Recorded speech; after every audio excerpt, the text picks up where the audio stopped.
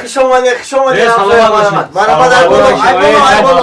زنده باشی اکا مبارک شود دیگه خدا مبارک شود دیگه اکا خدا تعلق خداوند پروردگار 100 ساله کنه فرزندی نوا الله اکبر نمیشه این نشیده کو اکا مهنت کردم نه تو خط کنن نکن تو این میدیدیم تا با پیش خونه میگذاشتی نسرین و نه قوقات انداختگی صبر تو خط کنن نکن صبر کردی بشوه خب چی بوده بچه چی بوده بچه روز دیگه خمام هم بچه رو ندیدم اینه اوه خیلی خمام ندیدم روز دیگه بیار بینیم بچه رو بیار بینیم برای بچه شده اومده اینجا زنه تو زنه میدیدیم شاید قدیراده بی نسرینی زنه یا بچه یا خدا دوده فقط صبر تو خط کنن نکن صبر تو خط کردی بشه همش راست بعد دو سال زندگی میکنه نمیشه گفته همین خاک چی میکنی دیگه هم مبارک شد گناه جان رحمت زنه زنه لابه مردک جان میگم که بچه ما پیش مهمونا ببرم جورم ده نشانتم جورم ده مالش مردک جان بسم الله الرحمن الرحیم خوش رو قفشم آفرین ای بیاش کو بیار تماشا بچه بچه ولی نام شماندی نه اوزی میمونه یا نام بگم خاک سفر خدمتی ده بودی همین سوربون میمونیش ده سوربون ممکنه ببینیم مایه کروشا کو ببینم ای خانشا بزنه واه ای تسیوایه زنک زنک لابه مردک جان همون اونای سوزاندگی بسته بود که با بچه هم سوزاندی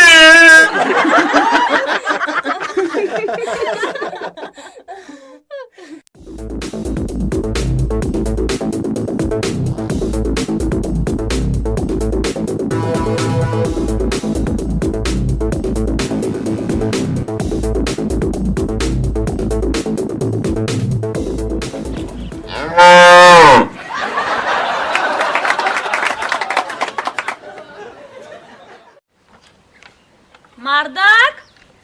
ای مردک لابای مردک گو دا اغول بو نیست چه نیست اینو میخینیستم اینه با همین کارو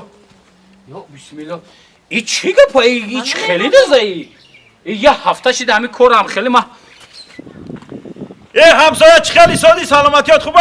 سازی همسایه همان هستی میشه رحمت تینجه یکم خدمت نیست مادم ای همسایه اینمی یه هفته شد باور که گو مسحر میبرن عبید میارن من نمیدونم هیچ خیلی دزدنیو تو میبرن لنگان میکنه چلوندانی میبرن من نمیدونم شام میارم محکمش میکنم سحر میام نیست عبید با میلم عبید با دجا شای این نمی گوی تو نیست ای نبی ای همسایه دز همیه بدا ای اوی نیم دز دای بخم بدا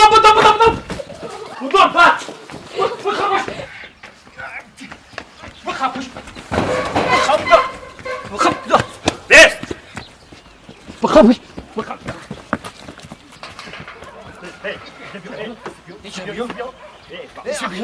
شما با گوم تربیه داری چند بار چی؟ ای بنا میتونه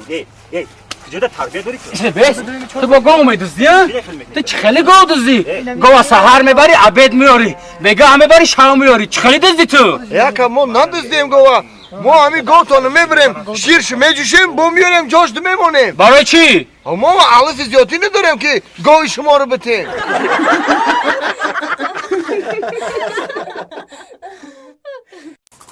همین پشه رو سر کنی چون میکنه بیزار شده ما همین پشه کور پشه خیلی یا همین چی همین پرابلم های سر کردن خواهد دروی که پلاتین زختی سر که میرو خیلی آخه ای مردک اوی حولی ای همین سرم که کنیم با آمدن میگیرن ای درختا چسبیده خسته آمده است یعنی خیمه چه خیلی کنم یا من مگزینا دو میفروشن این خیلی پشه قپر یا دام خیلی خرید بیارمون ولای سالده او خونده ای خوندمون هم پشه رو میخواه سازه اما مردک همین شگر این راستی رفتی آمدی وضعیت هستن یه ماشین خریدی همین آشنای گیرد اطرافت همه ای همین جو کوچیدن رفتن بیا بریم ایشر یه خونه بخریم نه پشه میگی نه کورپشه میخریم میان دو سه خونه شو میخریم بگوار که بیزار شده من پشه کورپشه اینه من رفتم من تا چند بارا گفتم که همون مبلغی که دو حجره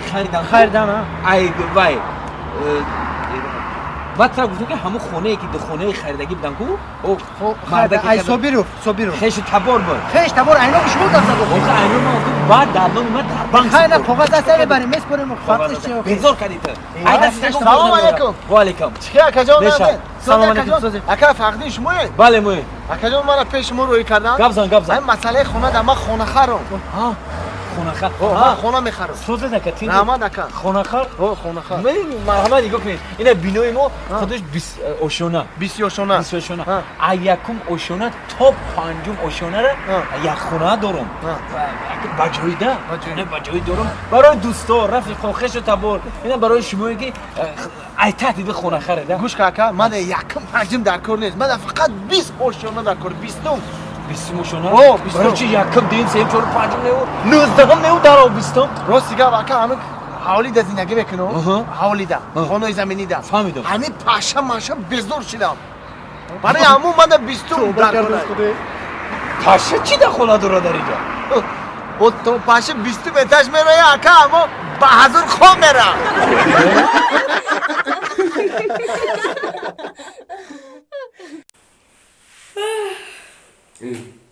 تانی تو بوی سیگارت کاری سای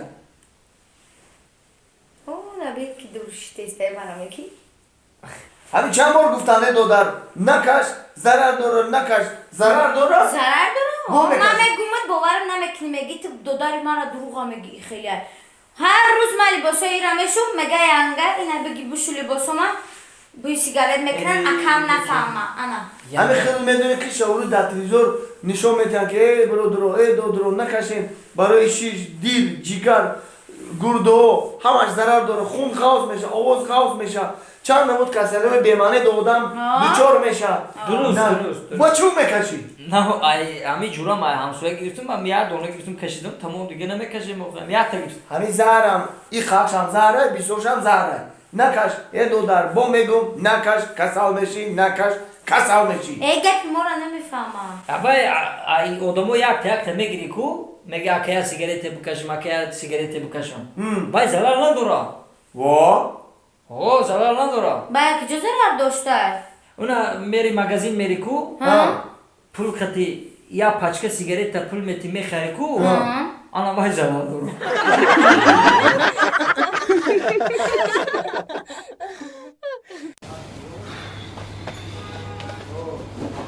هیرو بیبی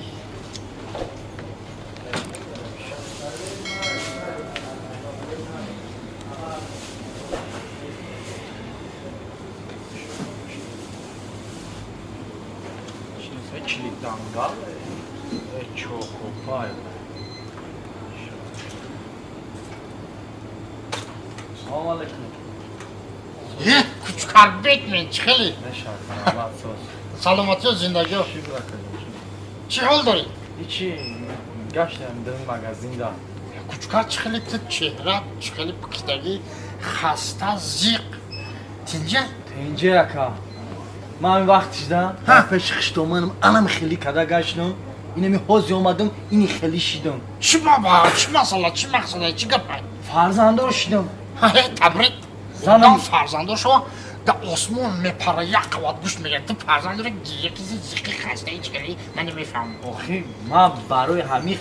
کیفتا و پام کردن کو پل در کوره که من مایده چوده پدرکه یا پدرکه اقلا میگم بگیرم برام پل نیست پل ندارم یا پدرکه بکنم وقتش در تخت در پیش خشتوان کرول میگیستی کارولیف این روز در پدرکه باید تو پیش فرزند خبر بگیره خیلی گوش کن کشکر جان لابا گوش کن منم لابا دختر دار شدی بچه دار دختر تبریک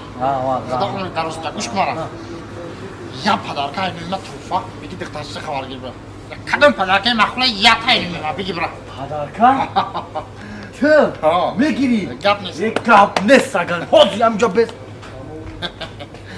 خیخرسان میشه بگم یا پدرکه یا پدرکه اینو پدرکه گانس شری ندی ما ایت قرضدار گپ نیست گاو نیست پدرکه باشو پدرکه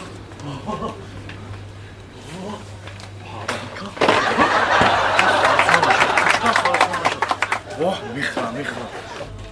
بیا چون بیره یا تا گفتیم چی کسته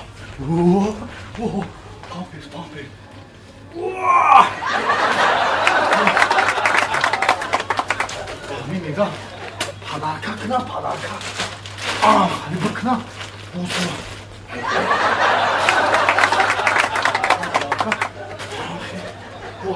وای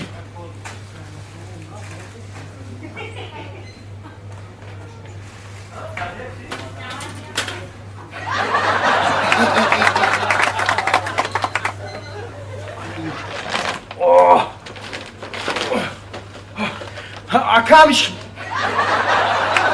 دستم دیگه جوشید